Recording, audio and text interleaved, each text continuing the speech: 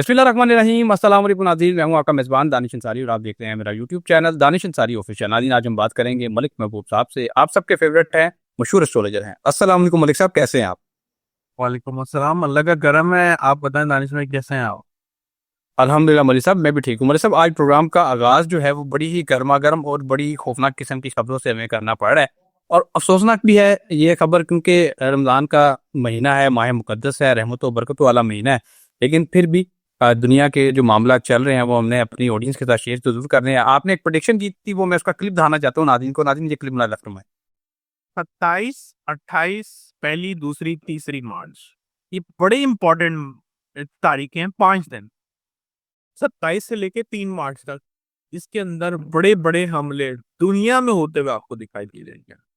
जी, तो नाज़रीन, आपने ये क्लिप मुलाहिज़ा फरमाया सर के एग्ज़ैक्ट वर्ड्स से कि 27 फरवरी की डेडलाइन है। 27 फरवरी से 3 मार्च तक का जो वक़्त है वो बड़ा ख़तरनाक हो सकता है। इसमें कोई वाक़यात पेश आ सकते हैं अफ़गानिस्तान के हवाले से, ईरान के हवाले से, दुनिया में जंगों के हवाले से।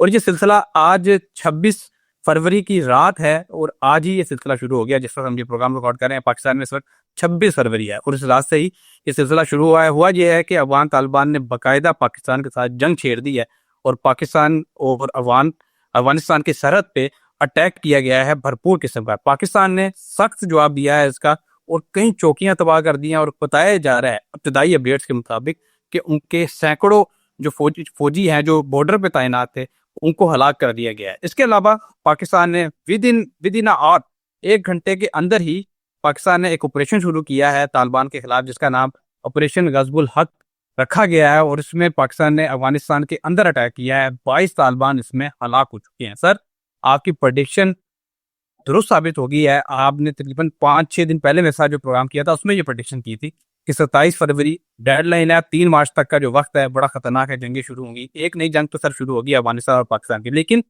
ये कहाँ जाके खत्म होगी? कितनी बड़ी जंग हो सकती है? पाकिस्तान को क्या कामयाबी मिल सकती है? इस हवाले से आप बताइए।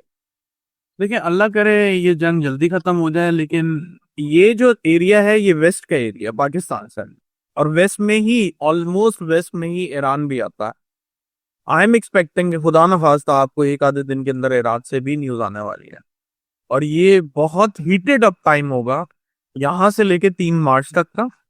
मैंने बताया है बहुत सारी वीडियोस में, आपको कंटिन्यूसली बता रहा हूँ और वापस से एक दफा रिपीट कर देता हूँ कि जो पहले एक इक्लिप्स लगा है, सूरज ग्रहण, फिर उसके बाद हमारे पास सैटर्न और नेपट्टून का कंजंक्शन चला है 20 तारीख से 26 तारीख।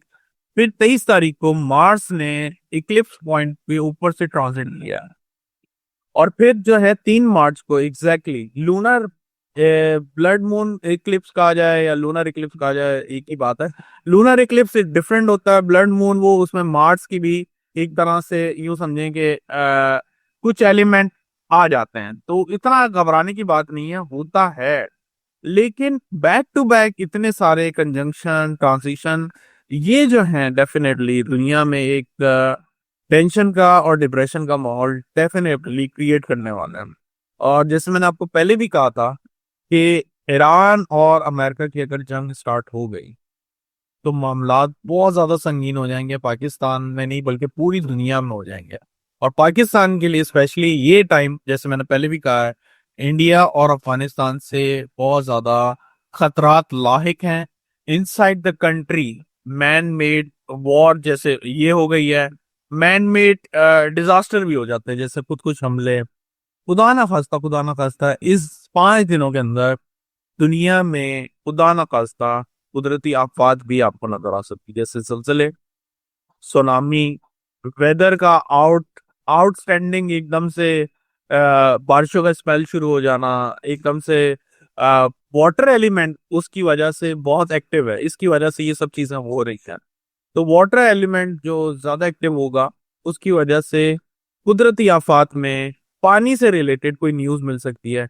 एक बात मैंने आपको पहले भी बताई थी, ये जंग की वजह से जो वाटर एलिमेंट है उसमें जो आता है वो ऑयल आता है। ऑयल के प्राइस बहुत ज्यादा शूट अप करेंगे, जिसकी वजह से दुनिया में एक तरह से ये रिसेशन शुरू हो जाएगा, ऑयल की किल्लत होगी और फिर उसकी वजह से जो फाइनेंशियल डिप्रेशन है उसमें फर्क आएगा। मार्केट और स्टॉक्स की बात करें तो उसमें भी बहुत ज्यादा वॉलेटिलिटी होगी, स्टॉक क्रैश कर सकते हैं। बराए मेहरबानी जो भी हमारे व्यूअर्स हैं, बहुत एहतियात से, अक्लमंदी से स्टॉक्स वगैरह में जो भी ट्रेड करनी है आप करें।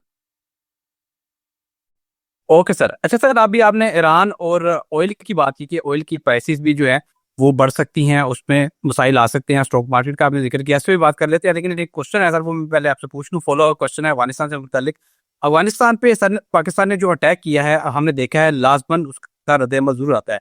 पाकिस्तान के अंदर जो उनकी गुरीरा फोर्सेस काम कर रही हैं, दहशतगर्दी फैला रही हैं, उनका रद्द-ए-अमल लाजमन आता है। आप क्या देख रहे हैं उनकी तरफ से, खुदा ना खास्ता कितना बड़ा रद्द-ए-अमल हो सकता है, और क्या पाकिस्तान इस पे काबू पा लेगा, हमारी आर्मी इस पे काबू पा लेगी? ये काबू तो पालेगी, लेकिन जो टाइम चल रहा है वो बहुत सेंसिटिव है, और इस टाइम पे स्पेशली मैं ऐसी न्यूज़ नहीं फैलाना चाहता हूँ कि खुदा ना खास्ता बहुत कुछ होगा। अल्लाह से दुआ करें ये जो नुकसान पहुंचाना चाहते हैं मुल्क में वो गर्क हों और हम लोग इनसे निजात पाएं। लेकिन डेंजर है, मैं आपको पहले से बताऊं, मामलात इतने आसान है नहीं जितने नजर आ रहे हैं। Okay sir. अच्छा सर, इस हवाले से अफगानिस्तान के हवाले से एक और क्वेश्चन कर लेता हूँ। सर अफगानिस्तान की सिचुएशन इस हद तक खराब हो गई है, वहाँ के जो लोग तालिबान जो हैं, जो भी हुकूमत को चला रहे हैं, वो पाकिस्तान में इस कदर दहशतगर्दी फैला रहे हैं और हालात को खराब कर रहे हैं कि अब वहाँ पे हुकूमत का तख्ता पलटना भी हमारा मकसद हो सकता है, हमारी हुकूमत का। क्या आपको अफगानिस्तान में हुकूमत का कोई तख्ता पलटता आइंदा दिनों में, ऐसी कोई चीज रजीम चेंज जिसे कह सकते हैं, वो दिखाई देती है? अभी थोड़ा टाइम लगेगा, लेकिन वहां पे चांसेस हैं, डेफिनेटली है, बहुत ज्यादा चांसेस हैं। ओके। अच्छा सर, अभी आपने ईरान का भी जिक्र किया और ऑयल प्राइसेस का भी जिक्र किया, तो मैं एक खबर है आपको साथ शेयर कर देता हूँ। ईरान में जो पाबंदियां लगी हैं, अमेरिका ने नई नई पाबंदियां कर लगाई हैं ईरान के ऑयल पे, उसके बाद सऊदी अरब ने मार्केट में कदम रखा है और अपनी जो सप्लाई है ऑयल की उसको बढ़ा दिया है। क्या सऊदी अरब के इस इकदाम से जो ऑयल मार्केट है वो स्टेबल रहेगी या कोलैप्स कर जाएगी, क्या देख रहे हैं आप? सर वो स्टेबल तब रहे ना कि जंग 2-4 दिन की। मैं आपको बार बार जो इशारे दे रहा हूँ ये मैं लॉन्ग टर्म के दे रहा हूँ, ये कोई जल्दी आसानी से सॉल्व होने वाला मसला नहीं ओपन होगा। ये मसला काफी लॉन्ग टर्म के लिए चलेगा और काफी लिंगर ऑन हो जाएगा, जिसकी वजह से पूरा मिडिल ईस्ट डिस्टर्ब होगा। मिडिल ईस्ट में सऊदी अरब आता है डेफिनेटली, और इनको ये सब चीजों के इंफॉर्मेशन, इनसाइड इंफॉर्मेशन इनको बहुत ज्यादा होती है। मैं तो सितारों के हिसाब से बता रहा हूँ, लेकिन इनसाइड इंफॉर्मेशन के हिसाब से डेफिनेटली ये लोग इकदाम उठा रहे हैं। बट आने वाला टाइम, मैं बार बार कह रहा हूँ, ये 5 दिन बहुत ज्यादा इस साल के डिसाइसिव होने वाले हैं। इस साल का जो मकसद मतलब जो बुनियाद है ना, ये 5 दिन डिसाइड करेंगे। क्या क्या खुदा खास्ता ये पूरा साल हम जंगों में रहेंगे या हम इस मसले से निकल जाएंगे। Okay okay sir. Okay sir, Pakistan की कुछ पॉलिटिकल सिचुएशन के बारे से बात करते हैं। हुकूमत की तरफ से एक बाकायदा न्यूज़ रिपोर्ट सामने आई, तमाम सोशल मीडिया प्लेटफॉर्म, तमाम मेन स्ट्रीम मीडिया पे ये खबर चलाई गई कि खान साहब की सेहत के हवाले से हुकूमत बड़ी सीरियस ले रही है इस मामला को, और हुकूमत ने फैसला किया था कि खान साहब को एक हफ्ते के लिए शिफा इंटरनेशनल हॉस्पिटल में रखा जाएगा।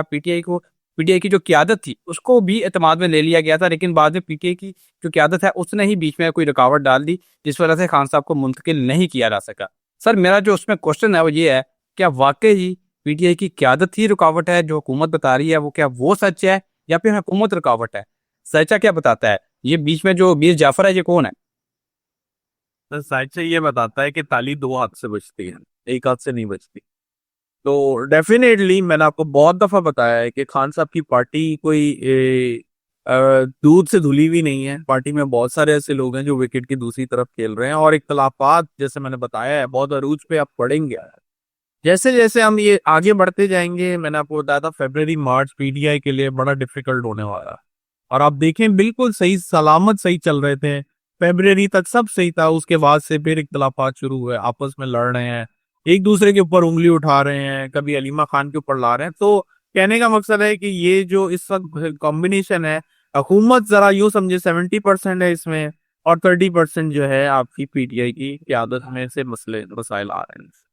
Okay sir. Sir last question करूंगा, उसके बाद प्रोग्राम को वाइंड अप करेंगे। बड़ा इंपॉर्टेंट क्वेश्चन है। अभी आपने इख्तलाफात का जिक्र किया, लेकिन इख्तलाफात सिर्फ पीटीआई में नहीं है, हुकूमत में भी है। हुकूमत की जो इत्तेहादी जमात है पीपल्स पार्टी, वो पंजाब हुकूमत पे इल्जाम लगा रही है, और पंजाब हुकूमत जो है वो सिंध हुकूमत पे इल्जाम लगा रही है। खास तौर पे जो 12 अरब रुपए का प्राइवेट जेट लिया गया है वज़ीर आला पंजाब के लिए, उसमें बहुत ज्यादा इख्तलाफ सामने आ रहे हैं। आप क्या देख रहे हैं, क्या दोबारा से ये सिलसिला शुरू हो जाएगा कि और हुकूमत को गिराने के लिए पीपल्स पार्टी मैदान में आ जाएगी, या फिर ये सिर्फ आंखों का धोखा है, या ऐसा कुछ नहीं हो रहा? सर ये आंखों का धोखा तो नहीं है, ये यूं समझें कि ये आखिरी एक जो है ना धक्का लगने वाला है हुकूमत को भी, और झटका भी लगने वाला है बड़ा जोर से। तो जो मामलात हैं मजीद खराब होते हुए दिखेंगे, कोई आसानी की तरफ नहीं जा रहा है, और मुझे लगता है हुकूमत और मसाइल में आ जाएगी। ओके सर, बहुत शुक्रिया सर, आपने अपने कीमती वक्त में से कुछ वक्त निकाला और अपनी जबरदस्त प्रेडिक्शन हमारे साथ शेयर की। इंशाल्लाह हम नेक्स्ट प्रोग्राम में ऐसे ही दिलचस्प टॉपिक के साथ दोबारा पेश होंगे। अगली वीडियो तक के लिए मुझे और मलिक महमूद साहब को इजाजत दीजिए। अल्लाह।